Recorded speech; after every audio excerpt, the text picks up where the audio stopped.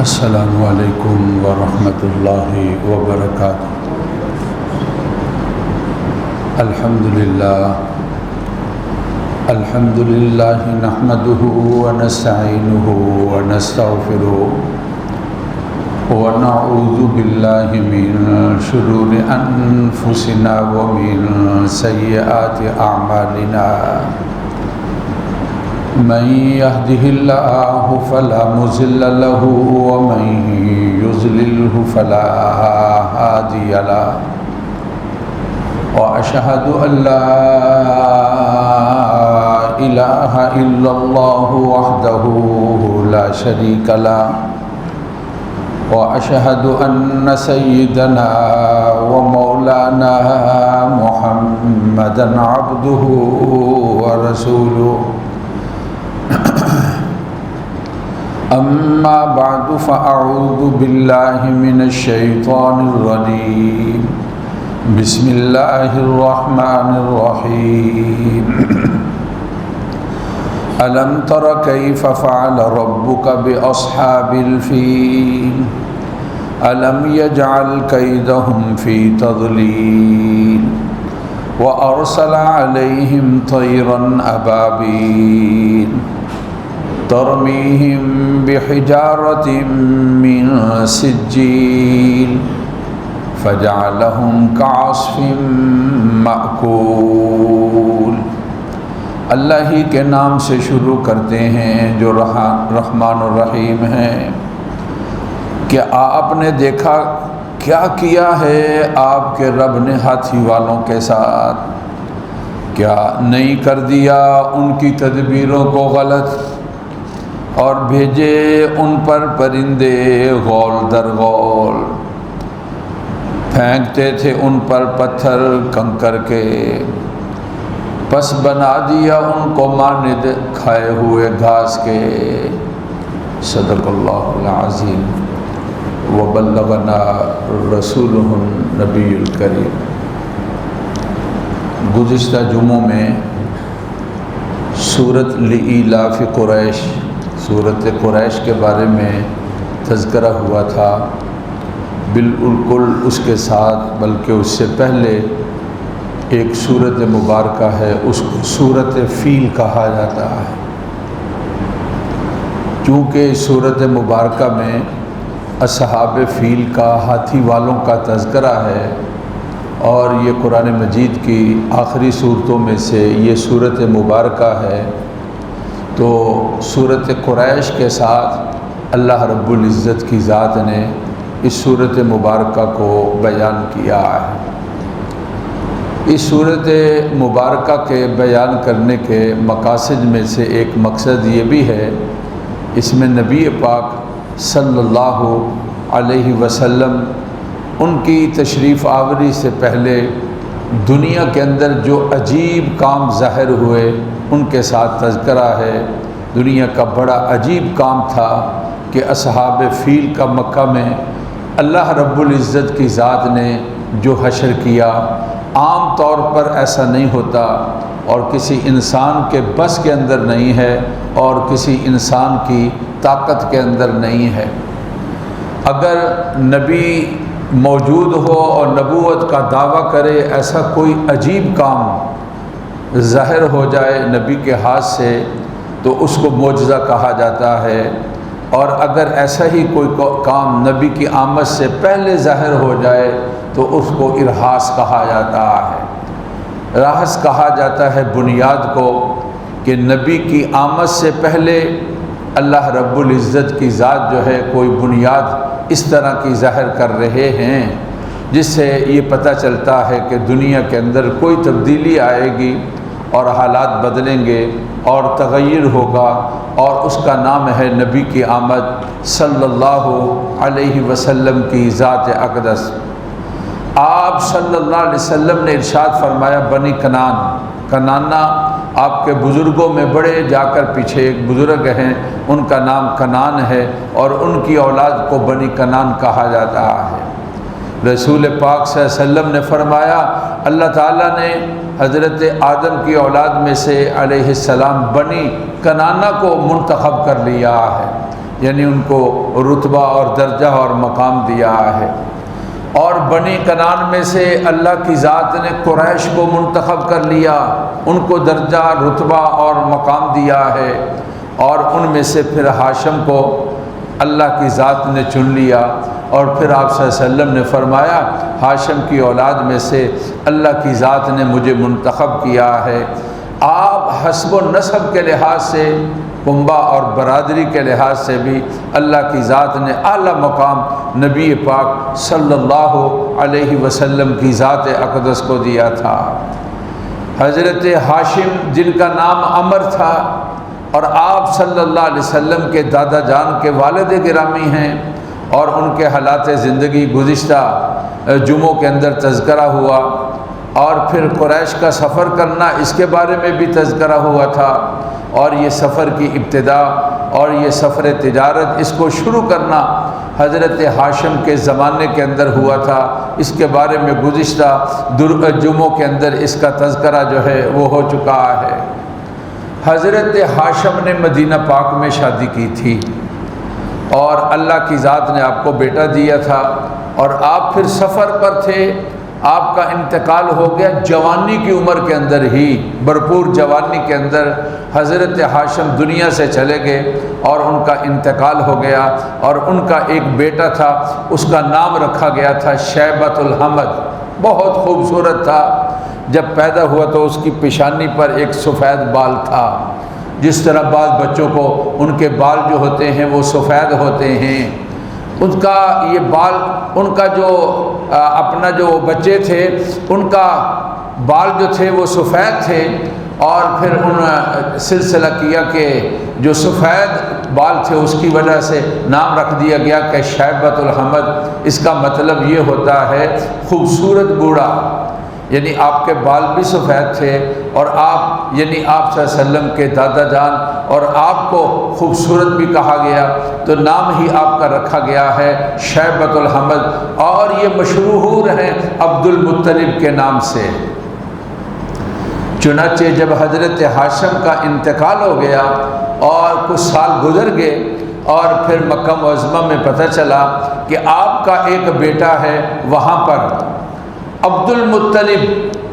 یہ جو ان کو بولا جاتا ہے اس کی وجہ ہے کہ مطلب جو تھا وہ نبی پاک صلی اللہ علیہ وسلم کے جو دادا جان ہیں ان کا بھائی تھا، اس کا نام تھا مطلب، یہ بھی ہاشم کا بیٹا تھا۔ ان کو پتہ چلا کہ میرا بھائی جو ہے، یہ کہتے ہیں ہاشم جو ہے یہ ان کا بھائی تھا مطلب، تو نبی پاک صلی اللہ علیہ وسلم کے جو دادا جان ہیں، گویا کہ ان کے وہ چچا جان تھے، تو ان کا نام تھا مطلب۔ تو جب چچا کو پتہ چلا کہ ہمارا بھتیجا ہے جو مدینہ پاک میں ہے، چنانچہ یہ ان کو لینے کے لیے وہاں سے ننہال سے لانے کے لیے، ددحال ان کو لانے کے لیے وہاں مدینہ پاک پہنچے ہیں۔ اور جب مدینہ پاک سے مکہ میں آئے تو بڑا لمبا سفر ہے، ظاہر ہے سفر کی علامات بھی اور تھکان بھی اور کپڑوں کے اوپر میل کچیل بھی، اور یہ سارا سلسلہ۔ جب وہ بچہ ساتھ تھا تو کسی نے پوچھا کہ یہ آپ کے ساتھ کون ہے؟ آپ نے کہہ دیا عبد المطلب، یعنی یہ مطلب کا غلام ہے، حالانکہ وہ بھتیجا تھا، غلام نہیں تھا۔ مشہور ایسے ہو گئے کہ عبد المطلب کے نام کے ساتھ مشہور ہیں، اب ان کے نام کو اتنا نہیں جانا جاتا جتنا کہ یہ عبد المطلب جو ہے، یہ لقب جو ہے آپ کو پہچانا جاتا ہے، حالانکہ آپ کے جو دادا جان ہیں والد گرامی حضرت عبداللہ، ان کے والد گرامی عبد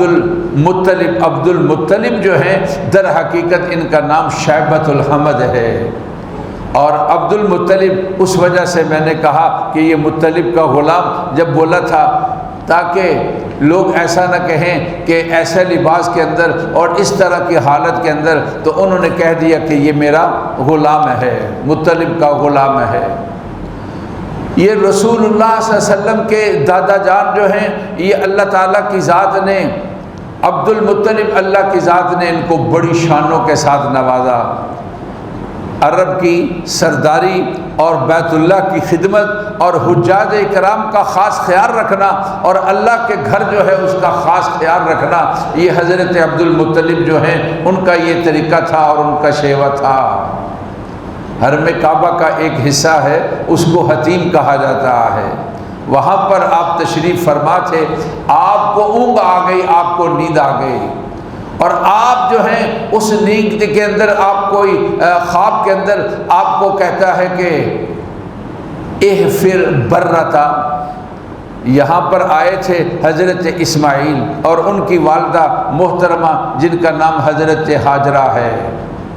اور پھر وہاں پر زمزم کا کنواں جو ہے مکہ معظمہ میں اور بیت اللہ کے بالکل قریب زمزم کا کنواں نکلا ہے، وہ چشمہ زمزم تھا۔ بنو جرہم ایک قبیلہ تھا، اس قبیلے کے لوگ جو ہیں وہاں مکہ میں آ کر آباد ہوئے اور آہستہ انہوں نے مکہ پر اور بیت اللہ پر قبضہ کر لیا، اور 20 سال تک وہ اس کے اندر مکہ کے اوپر انہوں نے قبضہ کیے رکھا، اور ایک وقت آیا ان کے ظلم اور زیادتی کی وجہ سے ان کو مکہ سے نکلنا پڑا، تو ان بدبختوں نے یہ کیا کہ زمزم کا کنواں بند کر دیا، اور بیت اللہ کی جو نشانیاں تھی ساری اس کنویں کے اندر دفن کر دی اور اس کو زمین کے ساتھ برابر کر دیا۔ اب مکہ والے پانی سے اور زمزم سے محروم ہو گئے، اور اس کو ایک عرصہ گزر گیا، اور ایک بہت عرصے کے بعد صدیوں بعد نبی پاک صلی اللہ علیہ وسلم کے دادا جان وہاں پر تشریف فرما ہے، آپ کو خواب آئی ہے اور خواب کے اندر کوئی کہتا ہے احفر برتا، آپ پوچھتے ہیں بل برہ، پھر اس کے بعد آپ بیدار ہوئے کہ جو برہ ہے آپ اس کی کھدائی کیجیے۔ پوچھا برہ کیا ہے، کوئی اس کی تفصیل بیان نہیں کی گئی۔ پھر اس کے بعد دوسرے وقت کے اندر آپ کو خواب آئی اور خواب کے اندر کوئی کہتا ہے کہ احفر مضمونتا، آپ نے پوچھا مل مضمونہ، مضمونہ کیا ہے،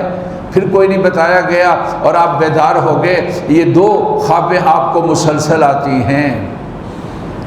اور پھر ایک دن خواب آئی تو خواب کے اندر کوئی کہتا ہے احفر طیبتا، جو طیبہ ہے آپ نے پوچھا مت طیبہ، اس کا بھی کوئی تذکرہ نہیں،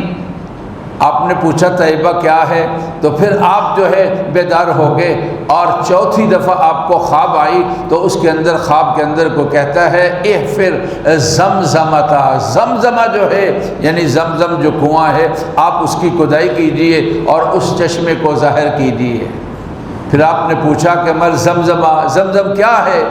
اور پھر بتایا گیا کہ یہ ایک کنواں ہے، اس کا پانی کبھی ختم نہیں ہوگا اور اس کا پانی جاری رہے گا اور ختم ہونے والا نہیں ہے۔ آپ کو نشانیاں بتائی گئی، آپ نے لوگوں کو جمع کیا اور اس کا تذکرہ کیا۔ سارا پہاڑی علاقہ تھا،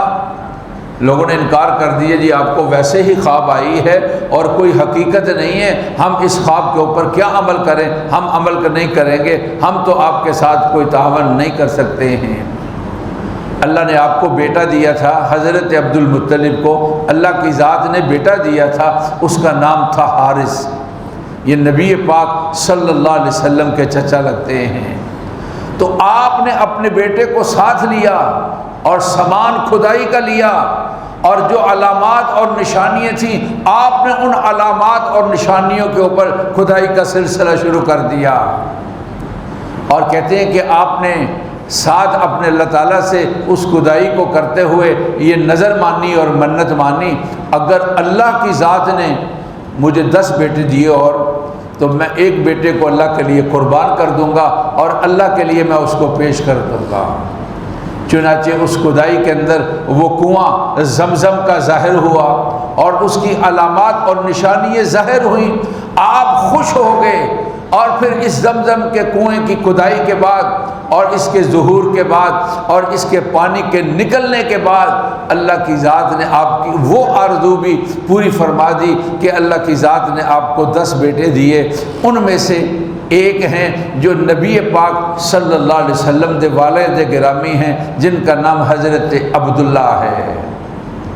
اب یہ تھا کہ آپ نے نظر مانی ہوئی تھی، خواب آتی ہے اور خواب میں کوئی کہتا ہے کہ عبد المطلب اف بنظرک، آپ نے ایک نظر مانی ہوئی ہے، اس نظر کو آپ پورا کیجئے، اچھی بات کی نظر ہو تو اس نظر کو پورا کرنا چاہیے۔ تو کہا گیا کہ آپ نظر کو پورا کیجئے، تو ظاہر ہے نظر تو یہ تھی کہ ایک بیٹا جو ہے میں اس کو اللہ کے لیے قربان کروں گا۔ تو آپ نے قرہ اندازی کی تو اس کے اندر نام حضرت عبداللہ جو نبی کریم صلی اللہ علیہ وسلم کے دادا جان والد گرامی ہیں، دادا جان نے جب قرہ اندازی کی تو ان کا نام نکلتا ہے۔ آپ کی پھوپھیوں نے، حضرت عبداللہ کی بہنوں نے درخواست کی کہ ایسا ہے کہ ہمارے بیٹے بھائی کی جگہ پر آپ 10 اونٹ جو ہے قرہ اندازی میں ڈال لیں، اگر نام نکل آئے اونٹوں کا تو ایک بھائی کی جگہ پر آپ 10 اونٹ قربان کر دیں۔ چنانچہ قرہ اندازی کی گئی تو نام پھر حضرت عبداللہ کا نکلتا ہے۔ انہوں نے کہا کہ 10 کی بجائے آپ ایسا کریں کہ 20 اونٹ رکھ لیں۔ چنانچہ 20 اونٹ رکھے گئے اور پھر قرہ اندازی کی گئی، نام پھر حضرت عبداللہ کا نکلتا ہے۔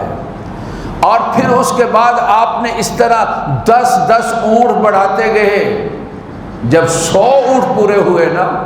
تو قرہ اندازی کے نام جو ہے وہ اونٹوں کا نکلتا ہے، 100 اونٹ۔ حضرت عبد المطلب نے 100 اونٹ حضرت عبداللہ کے بدلے کے اندر قربان کیے اور ان کو ذبح کیا اور اللہ کے لیے ان کو قربان کر دیا، 100 اونٹوں کو حضرت عبد المطلب نے۔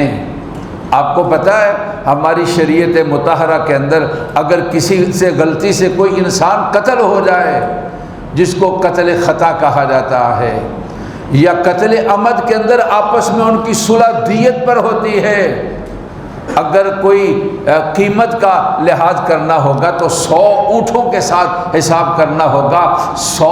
اونٹ جو ہیں قتل خطا کے اندر انسان کی دیت بنتی ہے، اور یہ رسول کریم صلی اللہ علیہ وسلم کی شریعت مطہرہ کے اندر اللہ رب العزت کی ذات نے اس دیت کو جو ہے وہ باقی رکھا ہے۔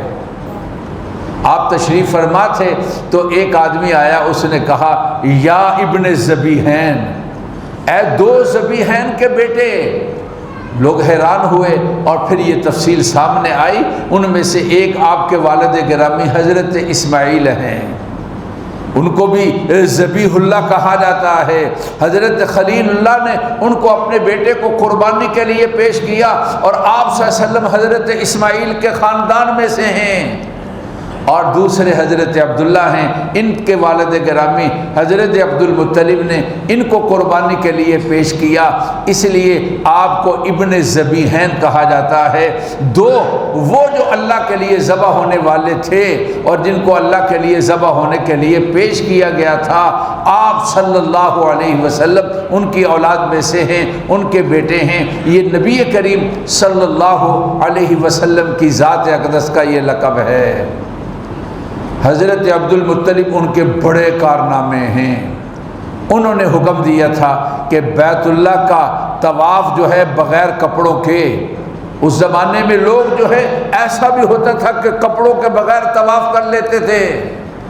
اور وہ یہ سمجھتے ہم گنہگار اور سیاہکار ہیں، ہمیں ان کپڑوں کے ساتھ یا اپنے جن کے ساتھ ہم گناہ کرتے ہیں، ان کپڑوں کے ساتھ اللہ کے گھر میں داخل ہونا اور بیت اللہ کا طواف کرنا ہمارے لیے ٹھیک نہیں ہے۔ اور پھر قریش نے اپنے جوڑے اور لباس کو رکھا ہوا تھا،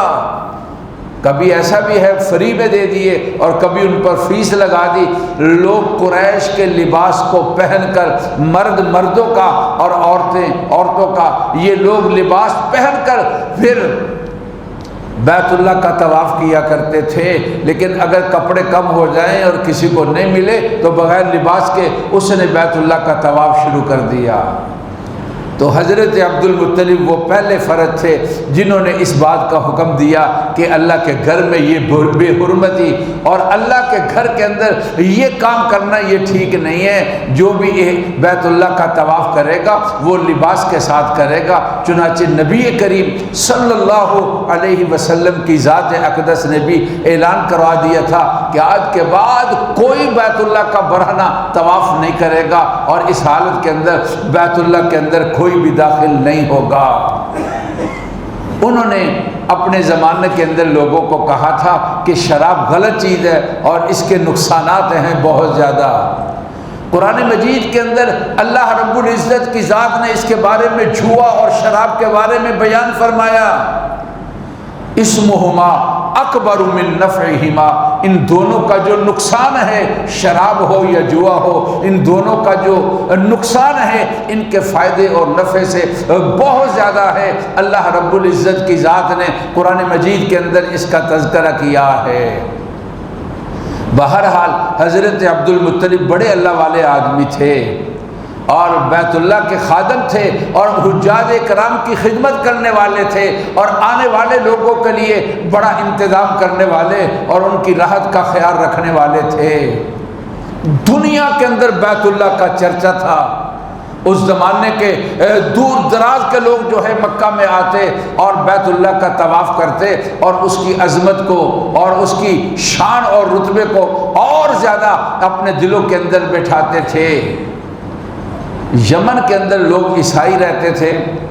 ان میں ایک بڑا تھا جس کا نام ابرا نامی شخص تھا۔ اس بدبخت نے بیت اللہ کا مقابلہ کرنے کے لیے اور بیت اللہ کی طرح ایک بہت خوبصورت گرجا بنایا یمن کے اندر۔ یمن کا ایک شہر ہے صنع، آج بھی اس کا نام صنع ہی ہے۔ اس شہر کے اندر اس نے ایک بڑا خوبصورت گرجا بنایا اور اس کا نام رکھ دیا کعبہ یمانی، یمن کا کعبہ۔ لوگوں کو کہا کہ اب مکہ جانے کی ضرورت نہیں ہے، دیکھو اتنا خوبصورت ہے اور ہم نے یہاں پر بنا دیا ہے، اب یہاں آؤ اور یہاں آ کر تم اس کی تعظیم کرو اور اس کی عظمت کرو۔ کہتے ہیں کہ خدا کا کرنا ہوا کہ اس کو آگ، اس کے قریب کہیں آگ لگی تھی اور آگ بھڑکی اور پھر اس کے بعد آگ جو ہے وہاں تک پہنچ گئی اور اس آگ نے کعبہ یمانی کو جلا کر رکھ دیا۔ اور جب کعبہ یمانی ختم ہو گیا تو پتہ چلا اس کے اندر کوئی عرب لوگوں کا بھی ہاتھ ہے، جو آگ جلائی ہوئی تھی عرب کے کوئی لوگ آئے ہوئے تھے اور وہ ٹھہرے ہوئے تھے اور انہوں نے مکہ کے اور انہوں نے آگ جلائی ہوئی تھی اور اس آگ کی وجہ سے یہ ہمارا کعبہ جو یمانی کعبہ ہے یہ جل گیا اور یہ تباہ و برباد ہو گیا اور یہ ختم ہو گیا ہے۔ ابرا نے قسم کھا لی، کیا کہ میں بیت اللہ کی اینٹ سے اینٹ بجا دوں گا اور میں بیت اللہ کو گرا دوں گا اور میں بیت اللہ کو جو ہے وہ ختم کر دوں گا۔ اور اس نے ایک فوج کو تیار کیا اور اس فوج کے اندر اس نے بہت سارے ہاتھیوں کو بھی جمع کر لیا اور کہنے لگا کہ ہاتھیوں کو لے جانے کا میرا مقصد یہ ہے کہ بیت اللہ کے جو ستون ہیں ان کے ساتھ ان رسوں کو اور سنگلوں کے ساتھ باندھ کر چاروں طرف ہاتھیوں کو بھگا دیا جائے گا اور ایک ہی وقت کے اندر بیت اللہ گر جائے گا اور اس طرح میں اس اللہ کے گھر کو، بیت اللہ کو میں اس طرح مٹا دوں گا اور میں گرا دوں گا۔ چنانچہ یمن سے نکلا، مکہ تک پہنچتے ہوئے بہت سارے قبیلے اور بہت سارے شہر اور بہت ساری قومیں اور بہت سارے لوگ جو ہے راستے کے اندر آتے تھے۔ کسی نے مقابلہ کیا اور کسی نے ویسے ہی اس کی تابعداری کر لی اور کسی نے اپنے آپ کو الگ تھلگ کر لیا۔ آپ جانے اور آپ کا معاملہ جانے، ہم نہ آپ کی مخالفت کرتے ہیں اور نہ ہی ہم آپ کے ساتھ تعاون کرتے ہیں۔ ایک بڑے لشکر کے ساتھ مکہ کے باہر، عرفات جہاں میدان ہے، یہ اپنا وہاں 6-7 کلومیٹر مکہ سے باہر اس نے پڑاؤ کیا اور گفت و شنید کا سلسلہ جو ہے مکے والوں کے ساتھ شروع ہوتا ہے اور ان کو بتا دیتا ہے میرا یہ مقصد ہے اور میں اس پروگرام کے ساتھ آیا ہوں اور میں نے بیت اللہ کو گرا دینا ہے اور اتنی فوج ہے اور اتنے میرے ساتھ ہاتھی ہیں اور اس طرح میں نے گرانا ہے اور جو میرے راستے کے اندر آئے گا میں اس کو بھی ختم کر دوں گا۔ چنانچہ جب عرب کے اندر اس کا بڑا چرچا ہوا اور مکہ معظمہ تک پہنچا ہوا تھا اور مکہ معظمہ میں یہ پیغام پہنچا ہے تو اس کے لوگ انہوں نے اپنے جانوروں کو چھوڑا اور وہ چر رہے تھے تو مکہ کے باہر مکہ والوں کے جانور بھی، اونٹ بھی چر رہے تھے۔ انہوں نے قبضہ کر لیا۔ نبی پاک صلی اللہ علیہ وسلم کے دادا جان حضرت عبد المطلب کے 200 اونٹ تھے جو وہاں پر چل رہے تھے اور ان کا قبضہ کر لیا۔ حضرت عبد المطلب ساتھیوں کے ساتھ وہاں پر اس سے ٹائم لیا اور کہا ہم آپ سے ملنا چاہتے ہیں۔ اس نے کہا جی آ جاؤ۔ اس نے کہا میرے پاس آئیں گے، کوئی بات چیت کریں گے اور گفت و شنید کریں گے کہ حملہ چھوڑ دو اور واپس چلے جاؤ۔ چنانچہ جب حضرت عبد المطلب آئے، بڑے وجی تھے، بڑے خوبصورت تھے، اس نے دیکھ کر ہی بڑا استقبال کیا کہ ایسی شخصیت ہے یہاں کی۔ اور پھر جب گفت و شنید ہوئی تو انہوں نے کہا کہ ہمارے جانور آپ کے آدمیوں نے پکڑے ہیں، ان میں سے 200 اونٹ جو ہیں وہ میرے بھی ہیں، میں اس لیے آیا ہوں ہمارے جانور ہمارے واپس کر دیے جائے اور ہمیں دے دیے جائے۔ وہ کہنے لگا جی مجھے بہت دکھ ہوا اور افسوس ہوا ہے، میں آپ کے عبادت خانے کو، جہاں پر آپ جس کی تعظیم کرتے ہیں اور عبادت کرتے ہیں، جہاں پر جس کو بیت اللہ اور کعبۃ اللہ کہا جاتا ہے، میں اس کو مٹانے اور گرانے کے لیے آیا ہوں۔ آپ بجائے اس کے آپ میرے ساتھ اونٹوں کی بات کرتے ہیں۔ تو حضرت عبد المطلب نے جو جملہ کہا وہ تاریخ کا ایک حصہ بن گیا۔ کہا انا رب الابل ورب الکعبہ یمنعو کا، کہا کہ میں اونٹوں کا رب ہوں، اس کی حفاظت میرے ذمے ہے۔ وہ بیت اللہ کعبہ اس کا رب بھی ایک ہے، وہ خود ہی روک لے گا اور وہ خود ہی حفاظت کر لے گا اور وہ تمہیں منع کر دے گا۔ میرے ذمے جو چیز تھی میں اس کا ذمہ دار ہوں، اور جو میرے بس میں نہیں ہے میں اس کا ذمہ دار نہیں ہوں۔ کہتے ہیں کہ اس نے اونٹ جو ہیں آپ کو واپس کر دیے اور پھر حملے کی تیاری کرنے لگا۔ آپ مکہ معظمہ میں پہنچے اور اللہ کے گھر کے لیے وہ 200 اونٹوں کو قربان کر دیا، اور مکے والوں سے کہا ہم نے ان کا مقابلہ نہیں کرنا ہے، آ جاؤ سارے۔ مکہ کے باہر پہاڑی تھی، بیت اللہ کے باہر ایک پہاڑی ہے، اس کے اوپر چڑھ گئے اور کہا کہ رو رو کر اپنے اللہ تعالیٰ سے دعا کرو کہ اس کی حفاظت ہو اور وہ ذلیل و خوار ہو جائیں۔ یہ صورت فیل جو ہے، الم تر کیف فعل ربک باصحاب الفیل، اللہ رب العزت کی ذات نے اس صورت مبارکہ کے اندر اس واقعہ کا تذکرہ کیا ہے۔ یہ واقعہ نبی پاک صلی اللہ علیہ وسلم کی ولادت باسعادت اور دنیا میں تشریف آوری سے تقریباً 2 مہینے پہلے کا واقعہ ہے، 50 یا 55 دن پہلے کا واقعہ ہے، اصحاب فیل کا واقعہ، جس کو قرآن مجید نے سورۃ فیل کے اندر بیان کیا اور جس کا پس منظر آپ نے سنا ہے۔ یہ شان ہے رسول پاک صلی اللہ علیہ وسلم کی، عجیب دنیا کا واقعہ، کسی نبی کی آمد کے ساتھ یا آمد سے پہلے ہو، اس کو میں نے کہا ارہاس کہا جاتا ہے، اور نبی کی موجودگی میں نبی کے ہاتھ سے کوئی عجیب واقعہ ظاہر ہوتا ہے تو اس کو معجزہ کہا جاتا ہے۔ انشاءاللہ آئندہ جمعے اس کی تفصیل ہوگی۔ اللہ اس ذات اقدس پر اپنی کروڑہ رحمت نازل فرمائے، کل مجھے اور آپ کو ان کا قرب اور سفارش ملے، زندگی میں ان کی تابع داری اور فرما برداری ہو۔ ربنا تقبل منا انک انت السمیع العلیم۔